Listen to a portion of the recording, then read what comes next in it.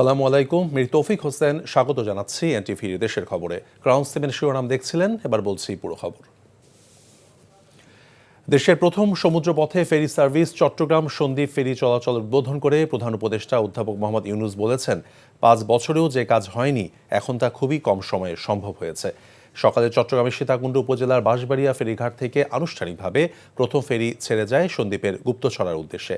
নৌপরিবহন মন্ত্রণালয়ের উদ্যোগে এই ফেরি সার্ভিস ভার্চুয়ালি উদ্বোধনকালে প্রধান উপদেষ্টা বলেছেন, সমুদ্রপথে ফেরি সার্ভিস চালু হওয়ায় সন্দ্বীপের কৃষি, অর্থনীতি এবং পর্যটন বাণিজ্যে নতুন সম্ভাবনার দ্বার খুলেছে।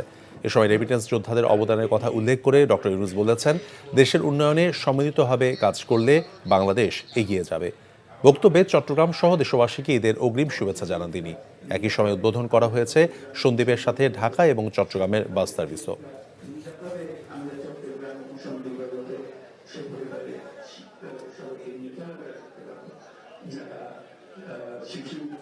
সন্দ্বীপের প্রবাসী রেমিটেন্স পাঠিয়ে দেশের অর্থনীতিকে শক্তিশালী করতে বিশাল ভূমিকা রয়েছে।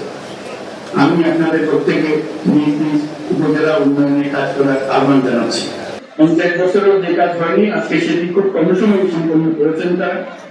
ফেরি চলাচল নির্বিঘ্ন রাখতে প্রয়োজনীয় সবকিছু আপনারা করবেন বলে আশা রাখি।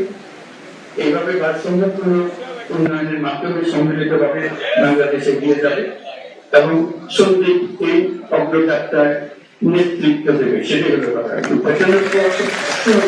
আপনারা নেতৃত্ব দেবেন, সারা বাংলাদেশের জন্য নেতৃত্ব দেবেন। পবিত্র ঈদ উল ফিতর সামনে রেখে আজ থেকে শুরু হলো ট্রেনের ঈদ যাত্রা। ঈদকে সামনে রেখে রেলপথে ৫ জোড়া বিশেষ ট্রেন সহ অতিরিক্ত ৪৪টি বগি যুক্ত করেছে রেলওয়ে কর্তৃপক্ষ। ভোর ৬টায় রাজধানীর কমলপুর রেলওয়ে স্টেশন থেকে রাজশাহীর উদ্দেশ্যে ছেড়ে যাওয়া ধূমকেতু এক্সপ্রেসের মধ্য দিয়ে সারা দেশের বিভিন্ন গন্তব্যে ঈদের বিশেষ ট্রেন যাত্রা শুরু হয়। সকাল থেকে এখন পর্যন্ত সবগুলো ট্রেনই সময় মতো গন্তব্যের উদ্দেশ্যে ছেড়ে গেছে। গত ১৪ মার্চ থেকে ২০ মার্চ পর্যন্ত অনলাইনে এবারের ঈদ যাত্রার অগ্রিম টিকিট বিক্রি করে রেলওয়ে কর্তৃপক্ষ। যাত্রীদের নিরাপত্তা নিশ্চিতে সারা দেশের সব স্টেশনে পুলিশ, র্যাব সহ আইনশৃঙ্খলা বাহিনীর বাড়তি নজরদারি রয়েছে। বিনা টিকিটে যাত্রা বন্ধ করতে সার্বক্ষণিক প্রহরার ব্যবস্থাও রাখা হয়েছে। সার্বিক ব্যবস্থাপনায় সন্তোষ প্রকাশ করেছেন যাত্রীরা।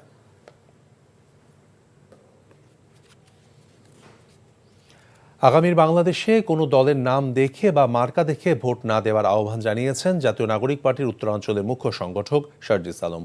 দুপুরে পঞ্চগড়ের দেবীগঞ্জ বিজয় চত্বরে এক পথসভায় কথা বলেন তিনি। গত ১৬ বছরে শেখ হাসিনার স্বৈরাচারী হয়ে উঠতে উঠতে শেষ পর্যন্ত ছাত্র জনতার অভ্যুত্থানের মধ্য দিয়ে দেশ ছেড়ে পালিয়েছেন। কথা ও কাজের মিল রেখে যারা কাজ করছে তাদেরকে আগামীতে ভোট দেওয়ার আহ্বান জানান তিনি। শারজিস বলেন, এতদিন ধরে এই বাংলাদেশের নেতারা সাধারণ মানুষকে ব্যবহার করেছেন।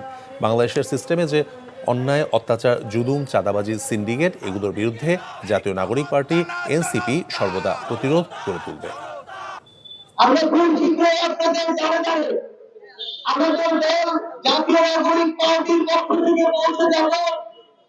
আমরা বিশ্বাস করি আগামী বাংলাদেশে যে নতুন বাংলাদেশ আসছে, এখানে দলের নাম দেখে কিংবা কোনো মার্কা দেখে কেউ আর ভোট দিতে পারবে।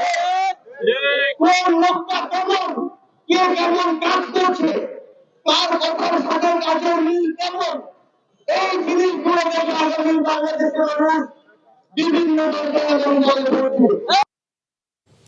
গণ অধিকার পরিষদের সভাপতি নুরুল হক নূর বলেছেন, সেনাবাহিনীকে জনগণের মুখোমুখি দাঁড় করানোর ষড়যন্ত্র হচ্ছে। এর পেছনে কারা কলকাঠি নাড়ছে তাদের মুখোশ উন্মোচন করার দাবিও জানিয়েছেন তিনি। বরিশাল প্রেস ক্লাবে গণ অধিকার পরিষদের কর্মীদের নিয়ে সমাবেশ শুরুর আগে সাংবাদিকদের প্রশ্নের জবাবে তিনি কথা বলেন। নূর বলেন, জুলাই আগস্ট আন্দোলনে নেতৃত্ব দেয়া ছাত্রনেতারা যখন সেনাবাহিনীর দোহাই দিয়ে আওয়ামী লীগকে নতুন করে পুনর্বাসনের কথা বলে, তখন জনগণের মাঝে উদ্বেগ, উৎকণ্ঠার সৃষ্টি হয়। এই গণঅভ্যুত্থানে সেনাবাহিনীর বড় একটা ভূমিকা ছিল বলেও জানান তিনি। রোজার মধ্যে হু হু করে বাড়ছে চালের দাম। কুষ্টিয়ার চালের মোকামে গেল এক সপ্তাহের ব্যবধানে চালের দাম বেড়েছে কেজি প্রতি ৩ থেকে ৫ টাকা পর্যন্ত। ফলে চাল কিনতেই হিমশিম খাচ্ছেন ভোক্তারা। মিলাররা বলছেন, ধানের দামের ঊর্ধ্বগতির কারণে বেড়েছে চালের দামও। বোরো ধান বাজারে না আসা পর্যন্ত চালের দাম আরও বাড়তে পারে বলেও আশঙ্কা করা হচ্ছে। কুষ্টিয়া প্রতিনিধি সাবিনা ইয়াসমিন শ্যামলীর রিপোর্ট, ছবি তুলেছেন মোহাম্মদ আশিফুজ্জামান। কুষ্টিয়ার খাজানগর দেশের সবচেয়ে বড় চালের মোকাম, কিন্তু এ মোকামে সপ্তাহ ব্যবধানে চালের দাম বেড়েছে ৩ থেকে ৫ টাকা। ক্রেতারা বলছেন বাজারে সরু চাল বা মিনিকেট এক সপ্তাহ আগে ৮১ থেকে ৮২ টাকায় বিক্রি হতো, এখন বিক্রি হচ্ছে ৮৬ থেকে ৯০ টাকা কেজিতে। শুধু মিনিকেটই নয়, একই অবস্থা কাজললতা, স্বর্ণা, আঠাশ সহ অন্যান্য চালেরও। ফলে চাল কিনতেই হিমশিম খেতে হচ্ছে ক্রেতাদের। গত মাসে যে চালের দাম যাচ্ছিল সে চালের কেজিতে ৩-৪ কেজি টাকা বেশি। সাধারণ মানুষের জন্য অনেক কষ্টকর ব্যাপার। দুটো ডাল ভাত খাওয়ার মতো পরিস্থিতি সাধারণ মানুষের জন্য কষ্টের ব্যাপার হয়ে গেছে। এদিকে দাম বৃদ্ধির পেছনে মিল মালিকদের কারসাজি বলছে খুচরা ব্যবসায়ীরা। মিনিকেট চালটা ব্র্যান্ড কোম্পানি মিনিকেটগুলো প্রায় ৮২ টাকা করেই মার্কেটে বিক্রি হচ্ছে, আর নন ব্র্যান্ডের মিনিকেটগুলো ৭৬ থেকে ৭৮ টাকার মধ্যে বিক্রি হচ্ছে। মিলে যদি মনিটর করে তাহলে আপনার একটু লাভজনক হবে, কারণ আমরা কিনি ২-৪-৫০ বছর ১০০ বছর কিনি, আমরা ২-৪-১০ দিন ধরে নাই বেশি। তবে মিলাররা বলছে ধানের সংকট থাকায় চালের দাম বেড়েছে। বোরো ধান না আসা পর্যন্ত চালের দাম আরও বাড়তে পারে বলেও শঙ্কা আছে। চাউল মিলগুলোরও প্রায় 50% উৎপাদন কমে গেছে।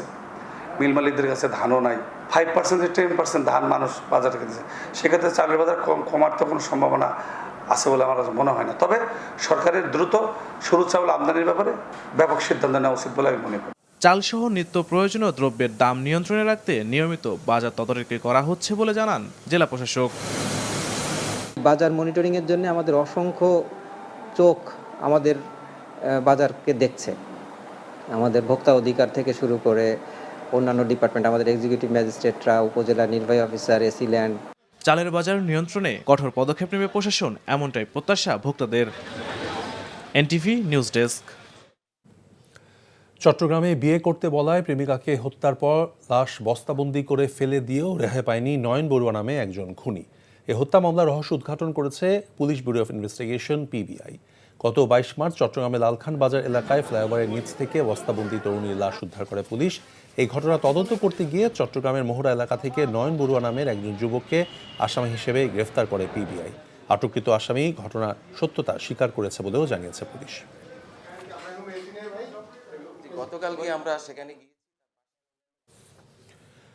বেগম খালেদা জিয়ার সুস্থতা, আরাফাত রহমান কোকোর আত্মার মাগফিরাত ও তারেক রহমানের দীর্ঘায়ু কামনা করে বিভিন্ন স্থানে দোয়া মাহফিল, ইফতার ও অসহায় মানুষের মাঝে ছাগল বিতরণ করেছে বিএনপি। বগুড়া গাবতলী উপজেলা ৩টি ইউনিয়নে আরাফাত রহমান কোকো স্মৃতি সংসদের আয়োজনে উপজেলার খোট্টাপাড়া ইউনিয়ন সংসদের সভাপতি সাজ্জাদুজ্জামান সিরাজ জয়ের সভাপতিত্বে দোয়া মাহফিল এবং এতিম অসহায় মানুষের মাঝে ইফতার বিতরণ অনুষ্ঠিত হয়। এ সময় চেয়ারপারসনের উপদেষ্টা হেলালুজ্জামান তালুকদার লালু সহ বিভিন্ন পর্যায়ের নেতারা উপস্থিত ছিলেন।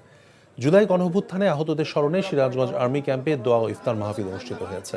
এ সময় প্রধান অতিথি ছিলেন বগুড়ার area commander brigadier general Mohammad Khorshed Alam এবং সিরাজগঞ্জ আর্মি ক্যাম্পের সিও লেফটেন্যান্ট কর্নেল জুনায়েদ বিন কবির। এদিকে বরিশালে বৈষম্য বিরোধী ছাত্র আন্দোলনের শহীদ পরিবারের মাঝে ঈদ উপহার বিতরণ করেছে জিয়াউর রহমান ফাউন্ডেশন।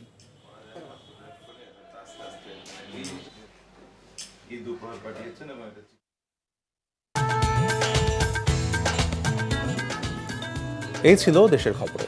এই খবরের ভিডিও সহ আপডেট জানতে ভিজিট করুন এনটিভি অনলাইন www.ntv.bd.com। এছাড়াও এনটিভির জনপ্রিয় সব অনুষ্ঠান এবং খবরের আপডেট জানতে ভিজিট করুন আমাদের ইউটিউব এবং ভেরিফাইড ফেসবুক পেজ। ধন্যবাদ সবাইকে।